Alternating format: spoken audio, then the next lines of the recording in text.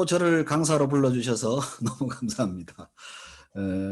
영국에 계신 분들 너무 많이 수고하고 계시고 또 한국에 계신 분들도 수고하시고 전 세계에 계신 분들이 사랑의 수고를 듬뿍듬뿍 하고 계신 줄로 믿습니다.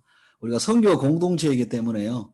각 선교지에서 애쓰고 수고하는 모습 때로는 좀 애처롭기도 하지만 그것이 우리에게는 또 은혜인 줄로 믿습니다. 오늘 제가 택한 말씀 본문이요. 로마서 10장 16절부터 11장 6절까지 말씀입니다. 저번 주에 했던, 그렇죠. 제가 했던 그 말씀에 이어서 오늘 계속 그 본문을 이어가도록 하겠습니다. 여러분, 그 젊은이의 특징하면 젊은이는 열정이 있죠. 그렇죠. 예. 젊은이는 열정이 있다는 것입니다. 근데 어르신들의 특징은 뭘까요? 어르신들의 특징은. 예. 어르신이라고 하면 여기서 제 위의 분들을 여러분 보시면 될 것 같습니다. 어르신들의 특징은 열정은 없는 것 같아요. 근데 아주 지혜가 있습니다. 지혜가. 예. 젊은이들은요 열정이 있고 어르신들은 지혜가 있습니다. 돌다리 같은 거 건너갈 때 젊은이들은 그렇죠. 뭐 하나 이게 조심해서 또 두드려 가면서 걷는 게 아니고 젊은 청춘이 좋다 그래가지고 바로 그냥 내과 같은데 바로 가로질러 갑니다. 그러다가 중간에 가다가 그렇죠. 이거 아니네 푹 빠져가지고 막 허우적허우적 올라오고. 반대로 또 어르신들은 그렇죠. 이 머리가 있거든요. 지혜가 있거든요. 삶에 총명이 있거든요. 돌다리를 두드립니다. 또 두드립니다. 계속 두드립니다. 근데 어떤 분은요, 그거 두드리지도 않아요. 그 개울가에 물이 싹 빠질 때까지 기다려요. 예, 그러다가 다 놓쳐버립니다. 시간들 다 놓쳐버리고 세월도 놓쳐버리고 그렇습니다. 여러분 우리 인생이요 어떻게 보면 조금 힘든 이유가 뭐냐면 이 지혜와 그렇죠 이렇게 이 명철 지혜와 명철과 이 열정 두 가지를 다 소유하지를 못하기 때문이다 이렇게도 볼 수가 있을 것 같아요. 이 열정과 지혜를 두 가지 다 소유한다면 인생이 훨씬 좀 그렇죠 좀 순탄하고 쉽지 않을까 이런 생각을 해봅니다. 근데 여러분 이 두 마리 토끼 열정과 지혜 토끼라고 하니까 좀 그렇지만 이 두 마리 토끼를 다 잡을 수 있는 것이 무엇일까? 이게 제 생각이 아니고 그건 가만 보니까 성경을 쭉 읽어보니까요 하나님의 말씀을 붙드는 거더라고요. 그래서 성경에 이런 말씀이 있죠.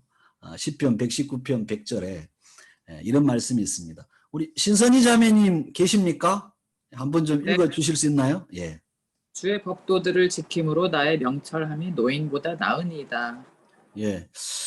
젊은이가요, 이렇게 여러분, 그, 열정에 앞서서 하나님의 말씀의 원리와 방법을 붙들면요, 명철함이 노인보다 낫다. 즉, 지혜롭다는 말이죠. 그러니까, 젊은이가 열정 위에다가 지혜를 붙들 수 있는 것은 하나님의 말씀이더라고요. 그 말씀의 원리와 방법으로 사는 거더라고요. 이게 젊은이들에게 아주 중요한 내용이다라고 볼 수가 있습니다. 그렇다면 여러분, 어른들이 그렇죠. 예, 지혜롭게 살아가고 거기다가 열정까지 보탤 수 있는 것은 무엇일까? 바로 하나님의 말씀의 원리와 방법으로 사는 거더라고요. 그래서 보니까 신명기 34장 7절에 이런 말씀이 있더라고요. 한번 읽어주시기 바랍니다. 모세가 죽을 때 나이 120세였으나 그의 눈이 흐리지 아니하였고 기력이 쇠하지 아니하였더라. 예, 눈이 흐리지 않았고 기력이 쇠하지 않았다. 예, 힘도 있었다는 얘기죠. 육체의 힘도 있었다는 얘기. 그리고 지혜가 있었다. 그러니까 즉 기력이 쇠하지 않았다. 이게 열정, 힘이 있었다. 이렇게도 볼 수가 있는 것이죠. 그러니까 어른이 지혜에다가 열정을 가지고 살아갈 수 있는 방법은 하나님의 말씀입니다. 말씀. 모세는요, 그렇죠. 하나님의 율법을 준수하고 율법을 계속 가르쳤던 인물 아니겠습니까?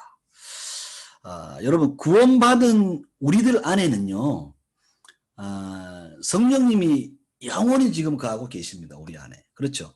그 성령님은 청년이나 어른이나 하나님을 알게 해주시고 그리스도의 말씀의 원리와 그 방법으로 살도록 해주십니다.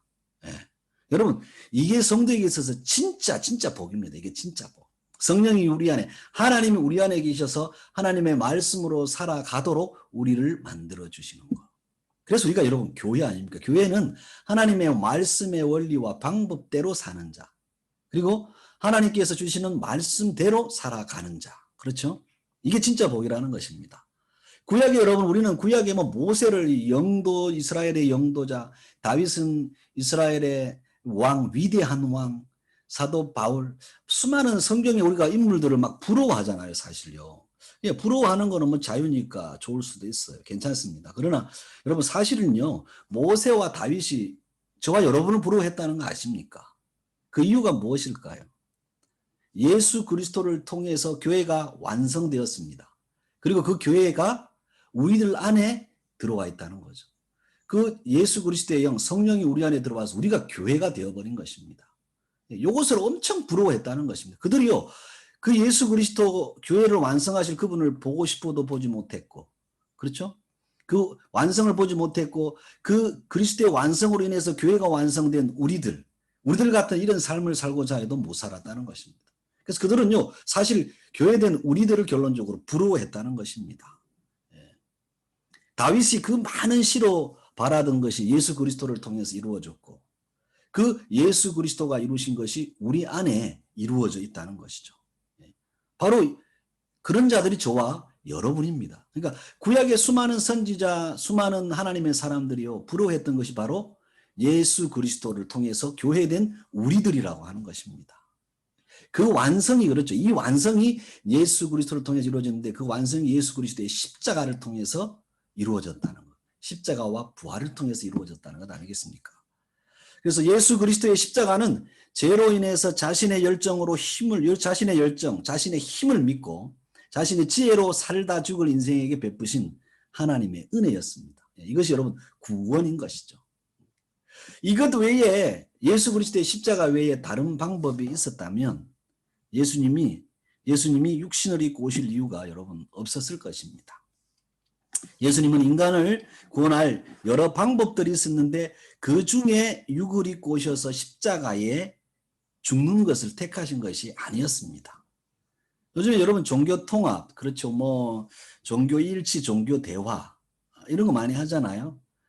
막 유불선이 같이 모이고 목사님도 같이 모여서 그렇죠. 구원받는 방법은 여러 가지다.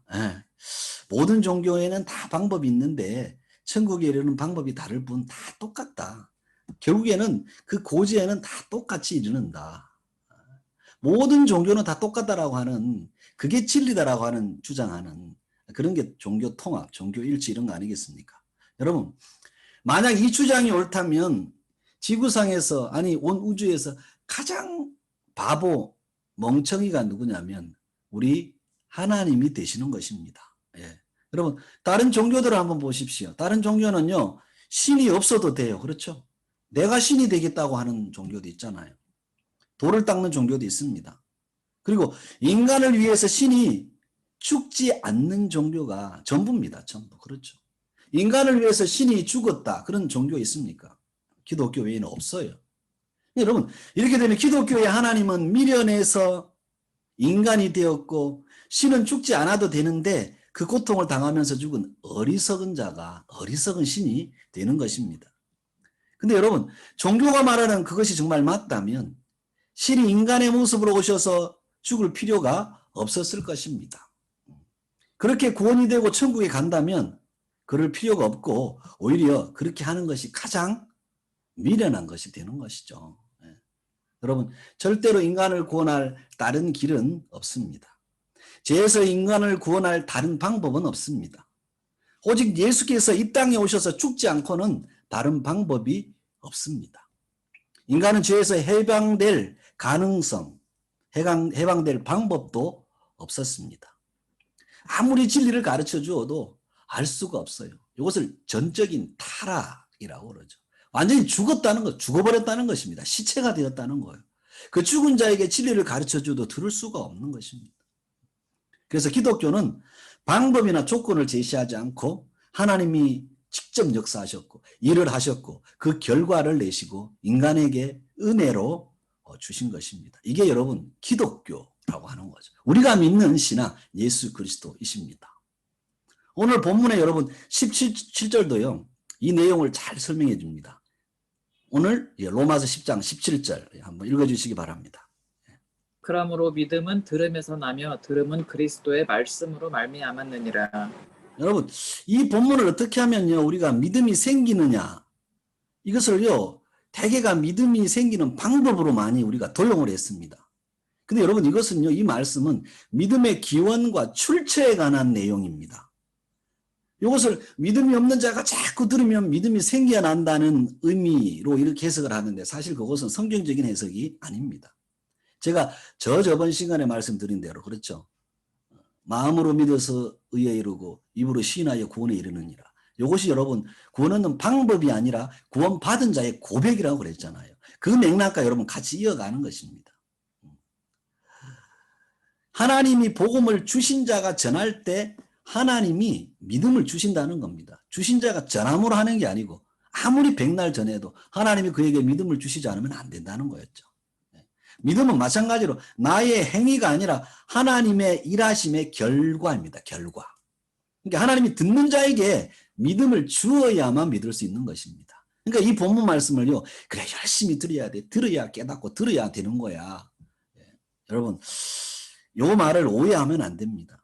여러분, 믿지 않는 자에게 믿음이 생기기를 바라면서 말씀을 계속 들려주면요, 믿음이 생기기는커녕 오히려 더 짜증내고 반발만 커지더라고요. 하나님이 그에게 믿음을 주어야만 믿을 수가 있는 것입니다. 결국 교회에 앉아 있는 분들, 오늘 말씀을 듣는 자들, 성령께서 우리에게 그 말씀이 믿어지도록 깨닫게 해줄 때 깨달아지는 것입니다. 이게 성령의 작용이거든요. 우리가 여러분 조금 내가 지금부터 열심히 해야지, 생판 믿지도 않는 사람이 들어와가지고 교회 아무리 10시간, 1000시간 앉아 있어도요, 그에게 믿음이 들어가지 않는다는 것입니다. 들음이 강조한, 오늘 본문의 이 들음이 강조한 것은요, 인간의 듣는 행위를 강조한 것이 아니라 인간이 들을 수 있도록 말씀하시는 하나님을 강조합니다. 결국 믿음은 듣는 인간에게서 나는 것이 아니라 인간에게 들을 수 있도록 말씀하시는 하나님에게서 난다.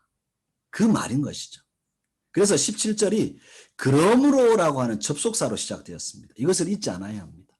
우리가 이런 거 작은 거 하나 오해가 풀리면요, 우리 신앙의 성장이 또 삶이 새로워지는 것이죠. 예. 여러분, 신앙이라고 하는 것은, 우리 이 기독교 믿음이라고 하는 것은요, 목사가 유창하게 설교를 해서 설득한다고요. 설교를 멋지게 만들어가지고 예화 집어넣고 아주 멋있게 언변을 구사한다고, 달변을 한다고요. 그래서 여러분 믿어지는 것, 그거 아닙니다. 하나님이 성령으로 역사하지 않으면, 감화 감동하지 않으면 안 되는 것입니다. 사도 바울이 여러분 말씀 전할 때요, 고린도후서를 보십시오. 편지로 주면 능력 있어 보이는데 직접 대하면 힘들다고 그랬습니다. 사도 바울이요, 말도 잘 못했다고 그랬었어요. 인간의 달변이, 인간의 웅변적인 설교가 사람을 바꿔놓지 않습니다. 감동은 주죠. 눈물 흘리게 하고, 내가 그래야지 가슴을 칠 수는 있어요.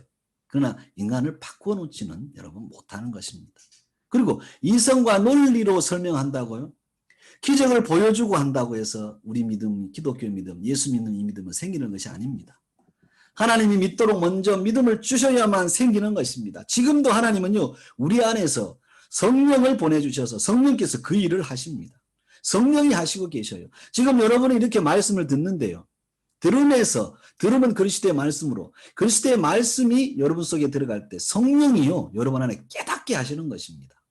지금도 성령이 그 일을 해주셔요. 내 편에서 열심히 들어야지. 저희 교회에서 설교를 하면 재탕 3탕을 해도 몰라요, 어떻게 된 게.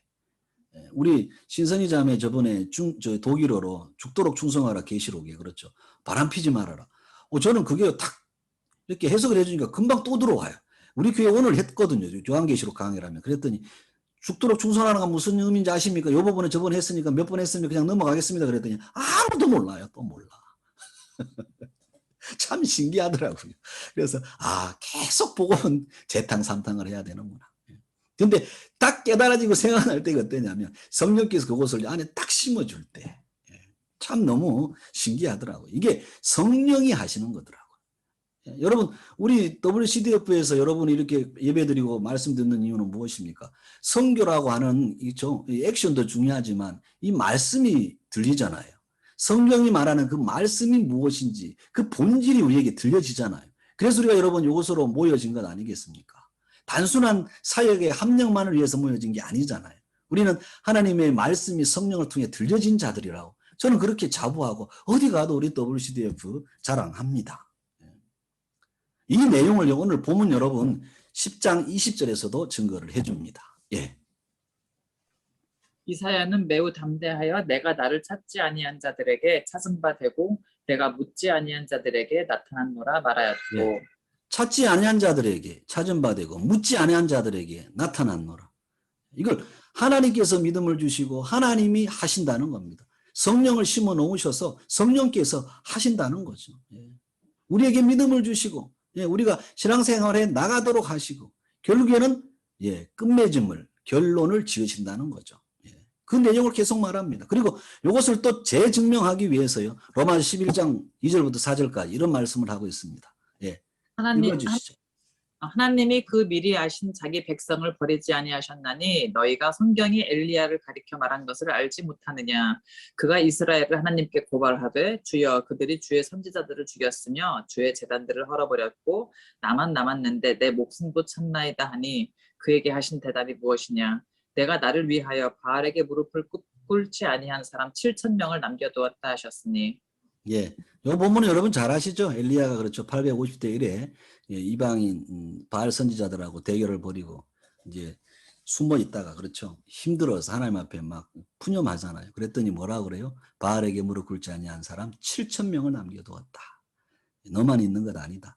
택함으로 하나님 앞에 택함 받아서 하나님의 사람으로 남아 있는 자가 7,000명이나 된다. 은혜로 택함 받아서. 그 내용을요, 지금 이 본문 속에서 계속 그 흐름을 가지고, 예, 로마서는요, 사도 바울이 계속 말씀을 하고 있습니다. 그리고 이어서 그런즉 하면서요, 바로 이 내용이 나오고 있습니다. 11장 5절. 그런즉 이와 같이 지금도 은혜로 택하심을 따라 남은 자가 있느니라. 예. 그런즉 이와 같이 지금도 은혜로 택하심을 따라, 은혜로 택하심을 따라.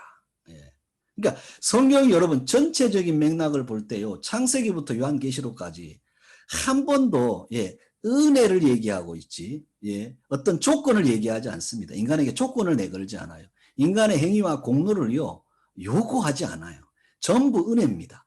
우리가 예수 믿게 되는 것 전부 은혜로 택하심을 따라 된 것이다. 그 내용을 전부 말하고 있어요. 여기에다가 너희가 구원받기 위해서 무엇을 해야 한다 요구하지를 않는다는 것입니다. 창세기부터 요한계시록까지 전부 그 내용이에요. 요즘에 제가 요한계시록을 저기 위해서 강의를 하는데요. 성도들이 졸다가 요한계시록 한다니까 졸지를 않아요. 나는 성도들은요. 자기들에게 관심이 있으면 절대 설교 시간에 졸지 않는다는 걸 알았어요. 설교가 막 1시간씩 흘러갑니다. 그러니까 오늘 설교를 막 1시간을 두 타임을 1, 2부 띄고 오늘 여기 와서 하려니까 제가 아까는 막 졸리더라고요. 그래서 오늘 설교를 좀 빨리 끝낼 겁니다. 여러분 양해 바라고. 여러분 우리가 성경 전체를 볼 때요. 전부 은혜로 택하심.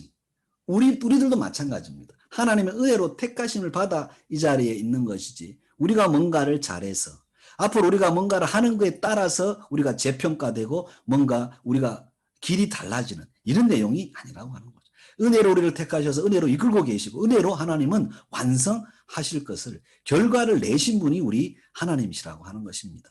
여러분 지금도 은혜로 택하심을 따라 남은 자가 있느니라. 우리도 마찬가지고 앞으로 우리 세대도 마찬가지고 있다는 것입니다. 그래서 성경은 여러분 접속자 잘 보아야 돼. 오늘 그러므로 그런즉 장별로 이렇게 챕터별로 끊어서 볼 것이 아니고 접속사를 잘 보면서 여러분 읽어보아야 합니다. 그래서 여러분 벌써 결론으로 가겠습니다. 여러분 우리가 믿음을 가진다는 것, 믿음을 지키는 것, 믿음으로 사는 것 모두 인간의 행위가 아니라 하나님의 행위였습니다. 하나님의 행위. 그러니까 하나님이 한 것이기 때문에 은혜이기 때문에 하나님 앞에 우리가요 차별이 있을 수도 없습니다.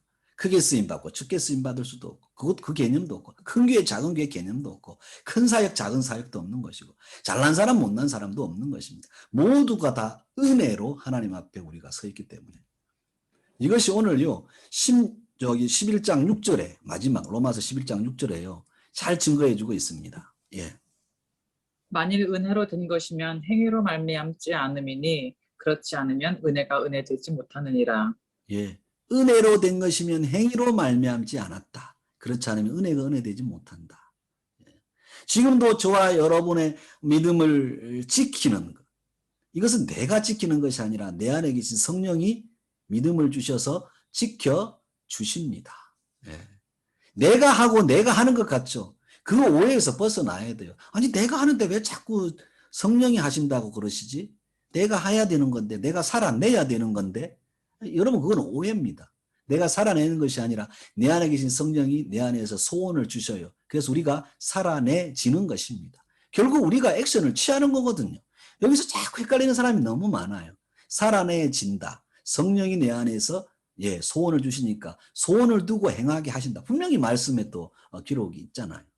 이게 바로 여러분 은혜로 살아간다라고 하는 것입니다. 저는 오늘 대표 기도를 하는 어떤 분의 얘기를 이렇게 기도를 들으면서 참 감동이 되었어요. 하나님, 이 일을 했는데 힘들고 어려웠는데 이 일이 결국에는 이렇게 잘 되었어요. 그래서 제가 잘한 줄 알았는데 조금 더 지나고 보니까 이 결과가 하나님이 하신 것을 알게 되었습니다. 그래서 이것이 하나님의 은혜의 결과라는 것을 알게 되게 된 것에 감사합니다. 이런 기도를 하더라고요. 제가 많은 참 은혜를 받았어요. 그분은 인생 살아가는 것이 하나님의 은혜고 내 안에 계신 하나님께서 하나님이 하시는구나. 이것을 직접 경험을 하신 분이었습니다. 그러므로 여러분 은혜를 아는 자의 가장 적절한 반응은 뭘까요? 기쁨이고 감사예요. 여러분 우리 기독교만큼 예수 믿는 사람만큼 기쁨과 감사가 넘치는 사람이 없습니다. 사실은. 그렇죠? 여러분 안에 기쁨과 정말 감사가 있느냐? 내가 기뻐하고 감사해야지가 아니고 모든 것이 은혜로 사라지는 이 인생을 아는 자는요. 기쁨과 감사가 결국에는 넘치더라고요. 그래서 요즘에 저도 참 감사한 게 뭐냐면 하나님 어떤 삶을 볼 때는요. 힘들고 어려운 부분이 있기도 해요. 근데 결국에는 이것도 넘어가지고 이것도 사라지지. 이것도 좋은 결과가 나지. 그렇지. 하나님께서 우리를 이끄시지. 그러니까요. 감사가 돼요. 그래서 그 감사를 생각하니까 따라오는 게 뭐였냐면 찬양이었어요. 요즘에 다시 찬양을 막 흥얼거립니다. 못 치는 기타를 치고 부르고요. 예전에는 베란다에 나가가지고 약간 미친놈처럼 막 이제는 애원해도 소용없겠지만 유행가도 부르고 그랬는데요. 이제는 하나님 우리 보좌 앞에 모였네. 요한계시록을 하면서요. 그런 찬양이 생각나더라고요. 계속 그런 찬양을 하게 돼요. 주님 앞에 감사하고요. 내 인생이 이렇게 은혜로 시작해서 은혜로 가고 은혜로 끝나니 내가 정말 이거 생명보험보다 더한 거구나. 이거 종신보험보다 더한 거구나. 실비보험보다 더한 이 진짜 생명보험, 예수 그리스도의 생명보험을 내가 들었구나. 너무 감사하고 기쁜 거예요. 그래서 요즘에는 여러분 찬양도 제가 많이 합니다. 여러분 흔히 우리가 그런 말을 하잖아요. 우리 인생이 풍전등화와 같을 때가 많다. 사면초가다. 주님을 붙들어야 된다. 그리고 우리가 막 세옹지마다. 이랬지만 힘들고 어렵지만 앞으로 잘 풀릴 거야. 그리고 전화위복이 될 거야. 막 이런 얘기들 많이 하잖아요. 흔히들 우리가. 전화위복되게 해주옵소서. 저도 예전에 신방 가면 이 사업이 전화위복되게 해주시고 불가능이 변화하여 가능되게 해주옵소서. 여러분 기독교는 그 정도가 아니더라고요. 현재 일어나는 일이 힘든 일일지라도 소망을 가져봐. 잘 될 수도 있을 거야. 주님이 함께 하시면 잘 될 거야. 이런 정도의 막연한 소망이 아니라 우리는 이미요 전화위복 돼버린 자. 그리고 세옹지마가 아니라 우리는 일치월장 돼버린 자. 우리는 이미 풍전등화 사면초가가 아니라 우리는 이미 극복되고 승리해버린 자더라고요. 그리스도 안에서. 이게 성령이 우리 안에 오셔서 우리를 이끌고 가고 우리에게 믿음 주셔서 우리를 양육해 가신다라고 하는 그 의미가 있더라고요. 그래서 여러분 은혜를 아는 자의 반응은 기쁨과 감사입니다. 그리스도인만큼 기뻐하고 감사할 존재가 없다라는 거예요. 여러분 은혜를 모르는 자의 가장 대표적인 반응이 뭐예요? 정죄하고 판단하는 거더라고요. 내가 이만큼 하는데 저 사람 왜 저렇게 못하지? 응? 왜 이게 안 되지? 왜 저것밖에 안 되지? 참 이상하네. 정죄와 판단, 감사가 없어요. 기쁨이 없어요. 나는 이렇게 11주 냈는데 저 사람은 왜 안 내는 거지? 나는 예배 나오는데 저 사람은 안 나오는 거지? 응? 나는 말이야 이렇게 헌신하는데 저 사람은 왜 안 하지? 나의 나됨이 나의 수고의 결과가 아니라 하나님의 일하심의 결과임을 깨닫게 되면요. 감사가 넘치게 되고 동시에 믿음을 지키기 위한 처절한 어떤 영적인 전투에서 살아남으려고 하는 부담감, 염려 이런 게 사라진다는 것입니다. 그 영적인 전투는 주님이 치루어 놓았어요. 예. 우리 삶의 대개가 뭐냐면 사도 바울이 디모데에게 말하 먹고 마실 것이 있은즉 족한 줄 알라. 그 이상에 넘어서니까 전부 생기는 문제가 다 그거더라고요. 보니까. 그렇죠. 어떻게 보면 그 이상이 어떤 인간의 욕심이더라고요. 그러니까 날마다 그거 쉽게 개선하려고 그거 좀 이렇게 해결해 보려고. 그래서 예수를 동원하고. 예. 저희 교회 여러분 그 생명의 삶 강의를 들었던 어떤 분이요. 야 정말 갑자기 목장 예배를 나가다 어느 날부터 나가지를 않아요. 그래 제가 가슴이 철렁하는 거예요. 이 양반을 내가 잘못 양육했나? 이거 아닌데 그럴 리가 없는데. 그래서 제가 요즘에 이제 성숙의 삶이라고 하는데 제가 그 상공부가 끝나고 제가 인터뷰를 했어요. 아니 성도님 왜 안 나가시냐고. 요새 은혜 받아가 좋은데 왜 그러시냐고. 왜 목장 예배를 안 나가셔요? 그랬더니 이분이요. 왜요? 골프 친다는데 골프를 안 쳐줘서 그러십니까? 왜 그러십니까? 삐졌습니까? 우리 교인들 중에 누가 뭐 잘못한 거 있습니까? 아니 목사님 그거 아니에요. 이분이 이런 말을 해요. 목사님 목장 예배를 나갔는데요. 기도 제목을 나누면요. 한 3, 40분 이상을 나누는데 지루해 죽겠어요. 근데 지루한 목적이요. 지루한 게 다른 이유가 아니라요.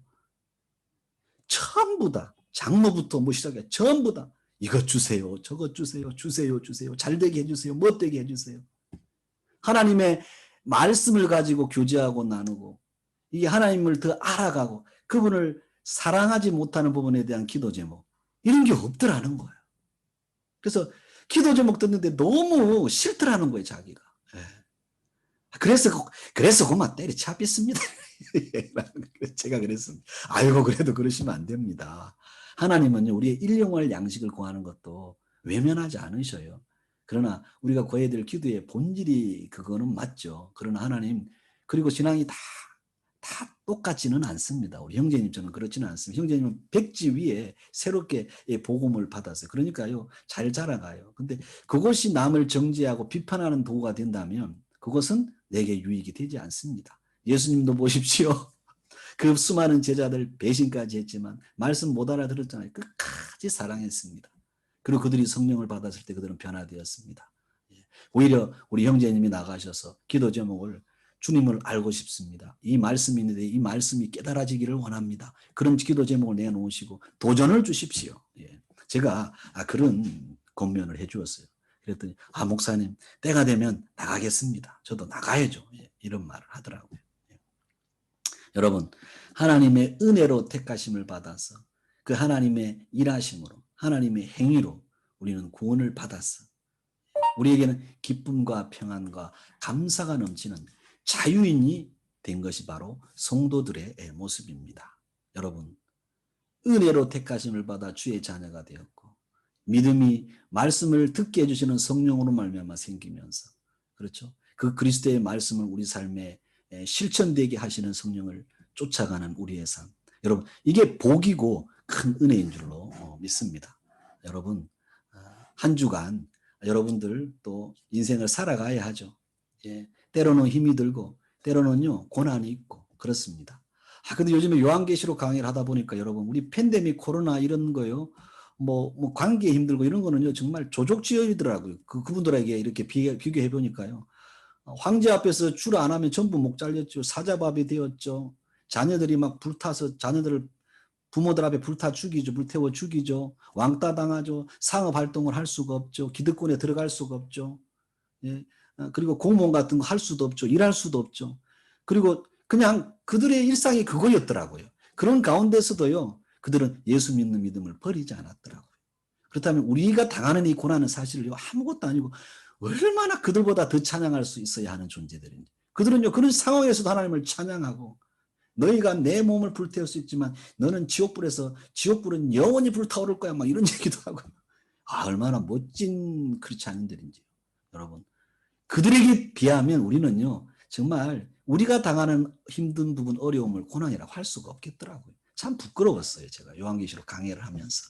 여러분 우리에게 은혜로 주신 이 구원 이 믿음 택함받은 자로 서 있는 우리들의 이 은혜 날마다 이걸 생각하면서 기뻐하고 그 복음 하나 예수 그리스도의 생명 그것으로 감사하며 승리하는 여러분 되시기를 예수님 이름으로 축원합니다. 우리 함께 같이 오늘 받은 말씀 붙들고 같이 함 합심해서 기도하며 나가겠습니다.